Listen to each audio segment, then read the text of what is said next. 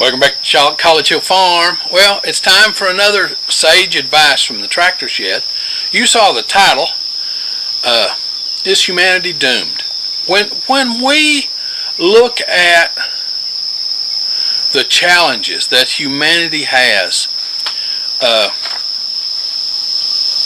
humanity has faced challenges before that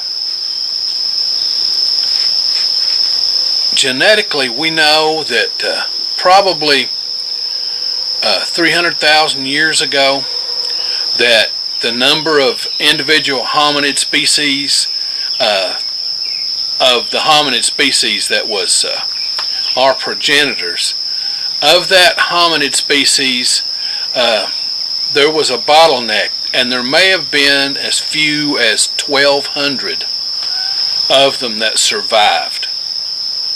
And we have been a successful species since.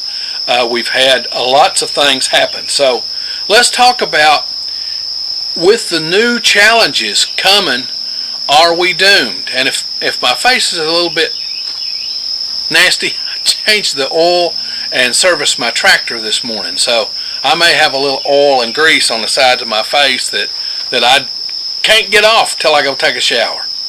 Alright, let's get into it. And yes, this is my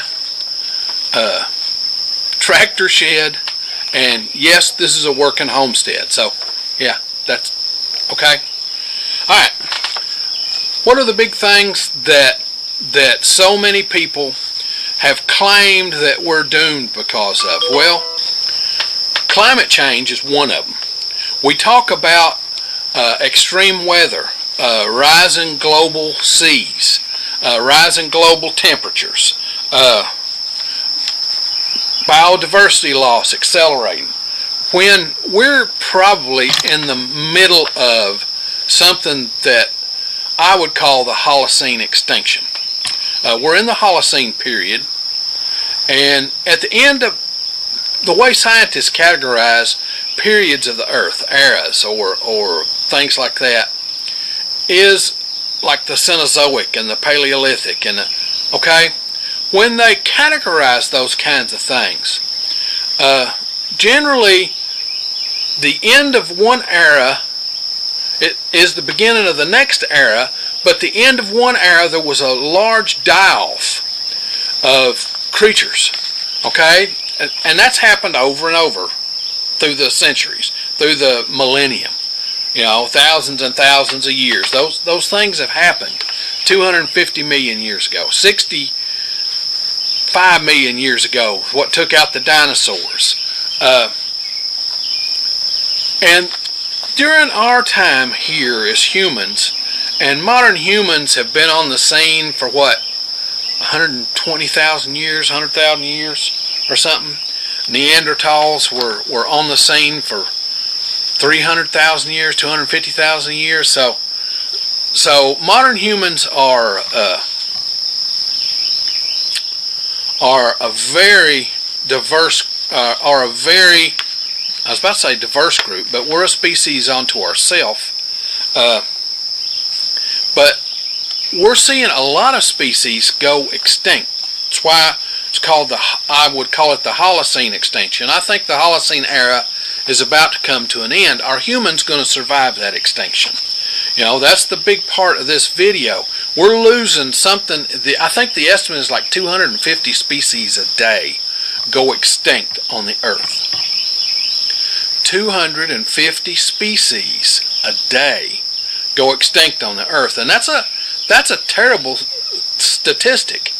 And a lot of it is caused by loss of habitat.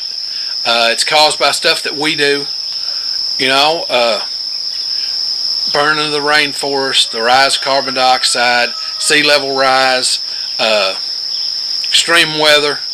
Those things are causing species that are niche species that found a niche in society and they're specialized to that, or a niche in the environment and are specialized to that, and when that type of environment goes away, that species goes extinct. It's happened It's happened years and years, for years and years and years. That kind of thing. Just not at this speed. Then there's the nuclear weapons thing. Now, I've been a scientist for 40 years, and physics and chemistry have been my specialty. Of course, mathematics goes right along with that. And a nuclear exchange, even by a small group, let's say India and Pakistan get in it, and they exchange nuclear weapons. Now, India's a big country, okay? There are 1.4 billion people in India. I don't know exactly how many people are in Pakistan. I could have looked that up, but it's not relevant. So, let's say India and Pakistan, two of the smaller nuclear countries, get into it, and when I say smaller, I mean the number of weapons they have. Let's say they get into it, and they decide to drop 30 or 40 nuclear weapons apiece, which they have that many. They have that many, and they just, I'm sick of you, and this is what's happening, and they're done. In a half an hour, billion people wiped out. Well, Carl Sagan did a paper about the nuclear winter that would follow from something like that. And I'm a physicist. It wouldn't drop on us. It would be terrible, terrible, terrible. And I would rather one hit me on the head than having to go through that nuclear winter. Okay? When the dinosaurs were killed, the winter is what killed most of the dinosaurs. There was nothing to eat. All the herbivores died, and then the carnivores died, and the only ones that survived were the little things who could survive on other stuff. So, yeah, a nuclear exchange could be a big thing.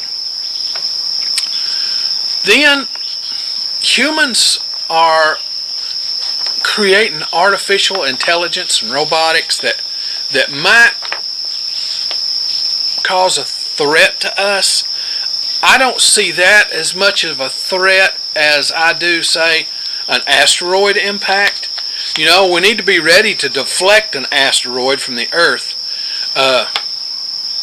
Probably 2 or 3 of the eras that we're talking about, the Permian extinction and some of the others, were probably caused by asteroid impacts. So, those kinds of things happen. So, artificial intelligence might cause an existential threat to humans. A worldwide pandemic, a bad one. In Europe, the Black Death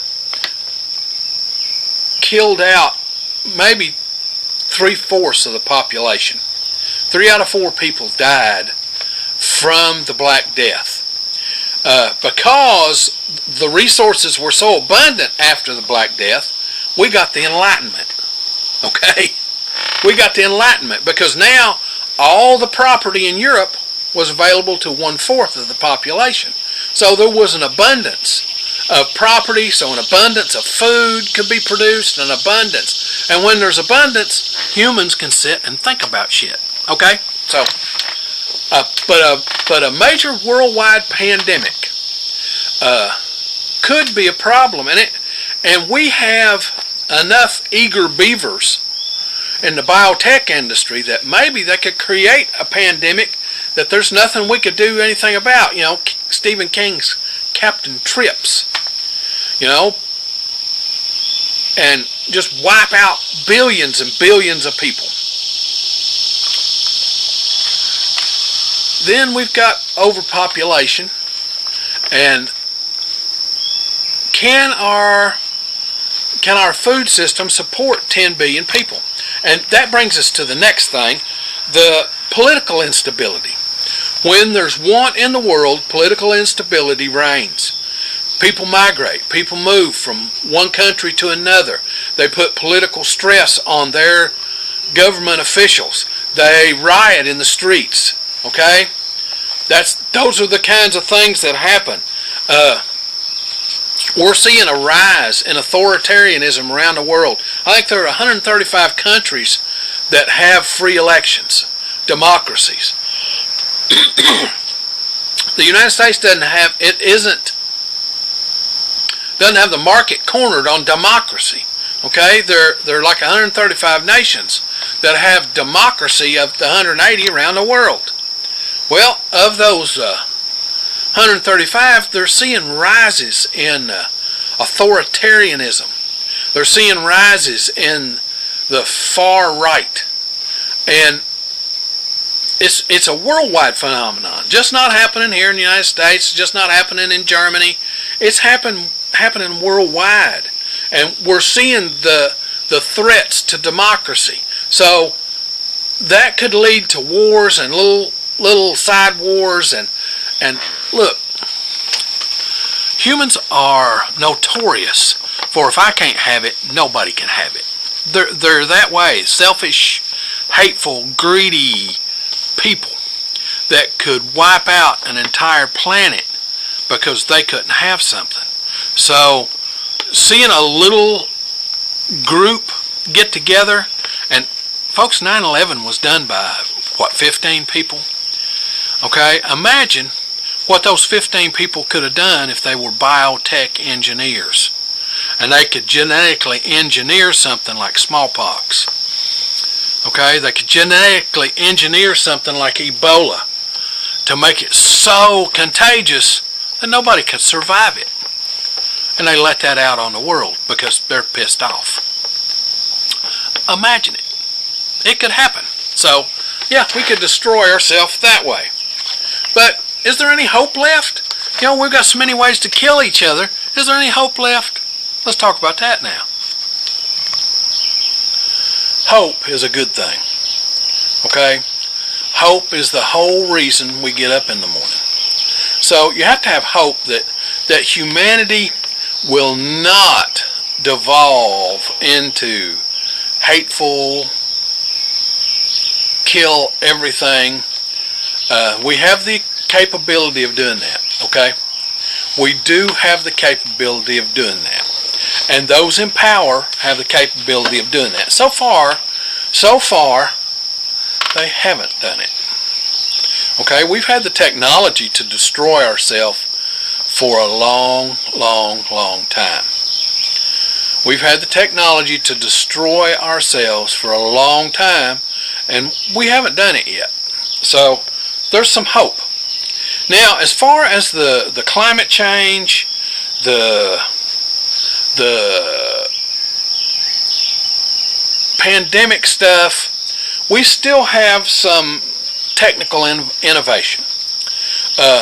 Good people who have good intentions, sometimes good intentions are all messed up too, but good people who have good intentions are still out there. All the scientists are not evil. They're not anti-God. They're not anti this or anti that. They want to make a better world and help a better world. Sometimes they're misguided in doing that, but they want to help and make a better world for us. They're not evil. They're just the people who use their technologies for evil, though, are a big thing. During World War II, Hitler wanted to have a nuclear weapon, but the scientists who worked on that intentionally slowed down because they knew that Germany would use it, and they didn't want to be the destroyer of worlds. They didn't want to cause the extinction of their society, of their world. Okay? So there are still good people out there.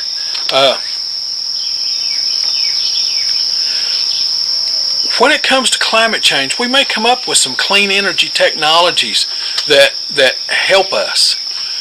Some farming technologies. Farming tech has come amazingly far over the years.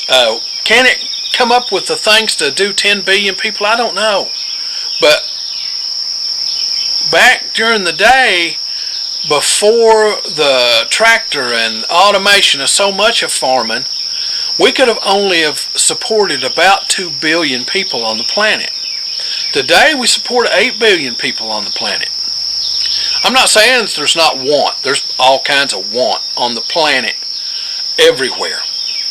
But most of the planet, if it's not experiencing a drought or a famine or something like that, caused by drought or war or whatever, most of the planet is doing basically okay.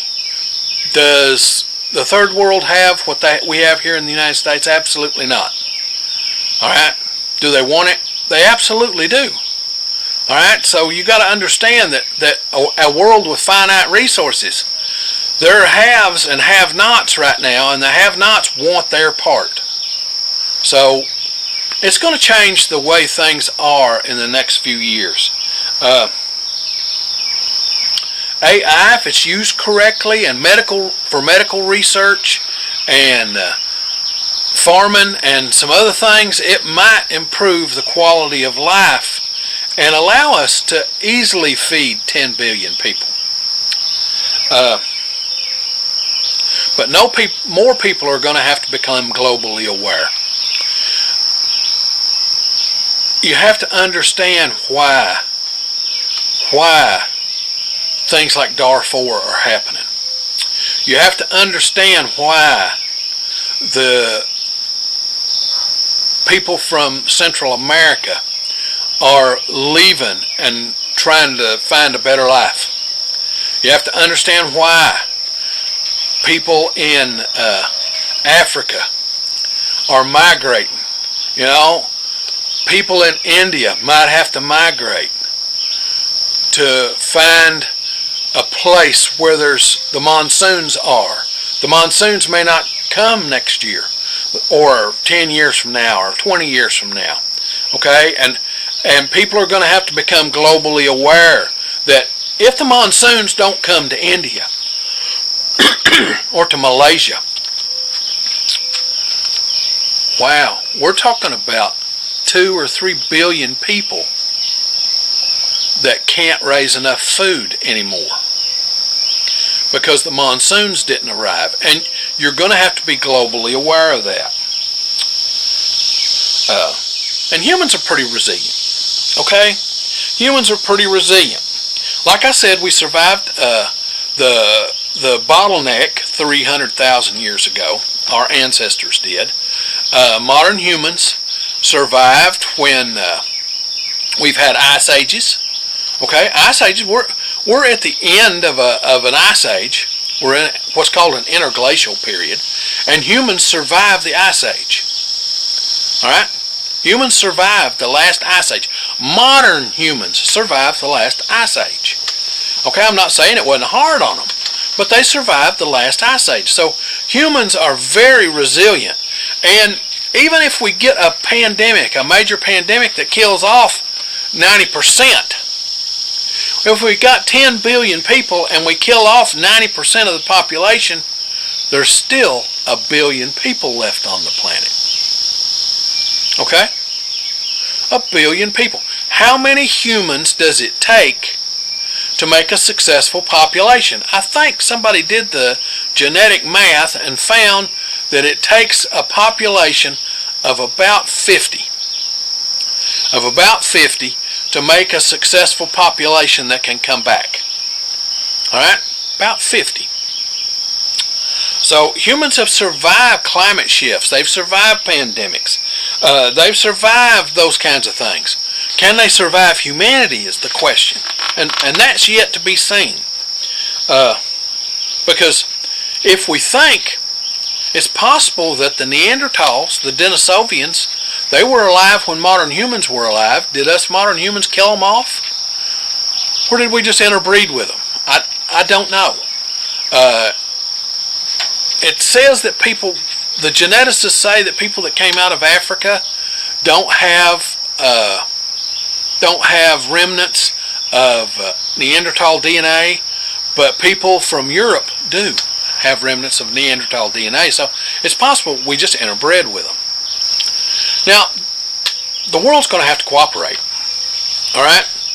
Rich countries are going to have to cooperate with poorer countries. That's just the way it's going to have to be, or either lots of people have got to die. Okay? That's the way it's got to be, or lots of people have got to die. Now, I'm sure that there are bean counters in every government that says, okay, if we do this, this, and this, these people are going to die, but we'll do this, this, and that. Okay? I'm sure there are bean counters that are counting that kind of thing. And if you think there aren't, you haven't paid attention to what humans are like. Okay? You haven't paid attention to what humans are like. Read the Bible. Read the Bible. Okay? If the Bible is a history, and the Old Testament might be historical. There are a lot of historical things in the Old Testament, but it might be historical. There were a lot of invasions, a lot of people, a lot of genocides. Okay? Genocides have happened for a long time. It wouldn't be unlike our leaders to decide on a genocide. Okay? But in 2010, we came up with these climate initiatives. And I think 130 countries signed on and said they would agree to maybe it was 130 or 100, or maybe it was 80. I don't remember exactly how many countries signed on, and they agreed to 10 things. And it's beyond the scope of this for me to go over the 10 things, but in 2025, no country had reached any of the 10 goals. Zero. No country had reached any of the 10 goals. So it's going to take cooperation, and it's going to take cooperation to keep the peace. It's going to take cooperation to give universal justice. Justice is a fleeting thing in the world. Justice is a fleeting thing in the world. Justice doesn't always happen for everybody. There's justice for this group, and then there's justice for that group. And they're not the same. Even here in America, justice is not equal. Okay? I'll just say it out plain.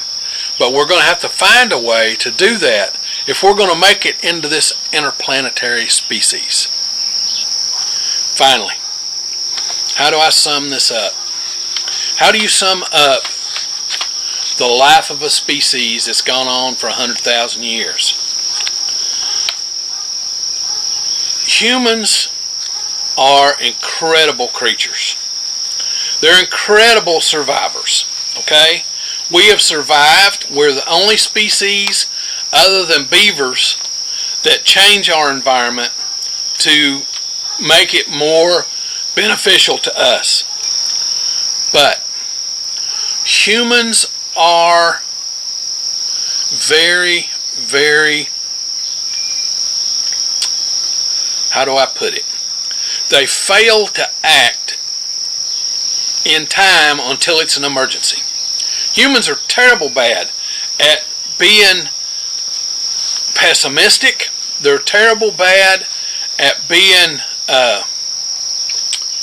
at waiting until the last minute to do something. If we do that, we could be doomed. Okay, we're going to have to be proactive. Doom isn't fated. It isn't automatic. Enrico Fermi, the physicist who found out how to control a nuclear reaction so that we could create nuclear electricity, he said something called the Fermi paradox. If the universe is full of all this life, where is everybody? And he very well could be right. Humans are intelligent creatures, but it could be that life is not common in the universe, that intelligent life is not common in the universe. I bet there's all kinds of life there's the possibility that there are a billion Earth-like worlds in our galaxy. There are a trillion suns like ours, and could be a billion Earth-like worlds in our galaxy alone. We've only been able to listen 50 light years or so, which isn't even a third of the way across our galaxy. Okay, so we have no idea what's in our galaxy. But it's also possible that intelligent life doesn't make it past the stage we are now. So it's possible that humans don't survive into the Star Trek type thing or the Star Wars type thing. It's possible that humans don't make it to be an interplanetary species.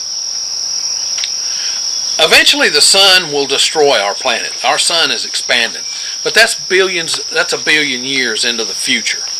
So we've got a long time to work on that. Imagine, look how much we've done in 100 years. Imagine what we will have accomplished in 1,000 years if we don't kill our damn self. That's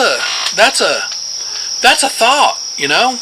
What happens in 1,000 years? Now I know there are those in the religious community say, well, Jesus will come back then, before then. There are tons of people that said Jesus was coming back a week after he was dead. Okay, Jesus was coming back 100 years after he was dead. Jesus was coming back when Nero was alive. Jesus was coming back when the first pope was established. Jesus was coming back when the Millerites, back in the 1800s, back in the 1700s, decided to sell all they had and go meet Jesus on May the 11th, 1842 or something, or 1822. Okay?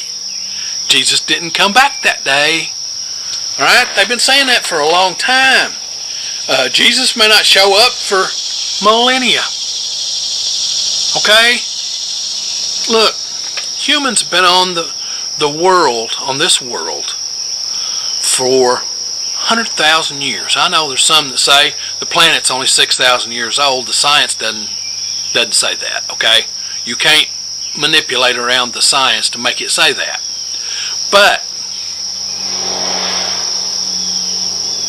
the Bible doesn't require that, okay? The Bible never said the world was 6,000 years old. That was some monk back in the 1500s that decided that and made the Gregorian calendar.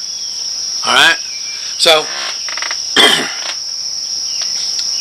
the universe is 13.9 or 13.8 billion years old. It changes all the time. The more we learn about science, the more we change. But if the Earth is that old, if the universe is that old, the Earth itself is 3.5 billion years old, 4 billion years old or so, and that 100,000 years ain't a blip in time. So we've got a long way to go. So where are we going to be in 100 years, 500 years, 1,000 years? Where are we going to be?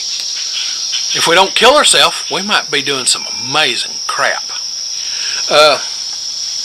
But if we ignore science, if we ignore ethics, okay? If we ignore ethics, if we forget to have empathy, we're going to be in a world that we don't want. If empathy dies, we die. Alright? Let me say that again. If empathy dies, we die. Now, if you like this stuff, this homesteading, do-it-yourself kind of thing, be certain to come on out to the channel and subscribe. We do this homesteading stuff every week, sometimes 1, sometimes 5 videos. Just depends on what's going on in the homestead that week. Now, if you hit the little bell, it'll be right up here. It'll notify you when we upload a video. We upload on Sundays, Tuesdays, and Thursdays, with the occasional short on Friday and Saturday and through the week. Now, time for me to get on to the next thing. I do love you all.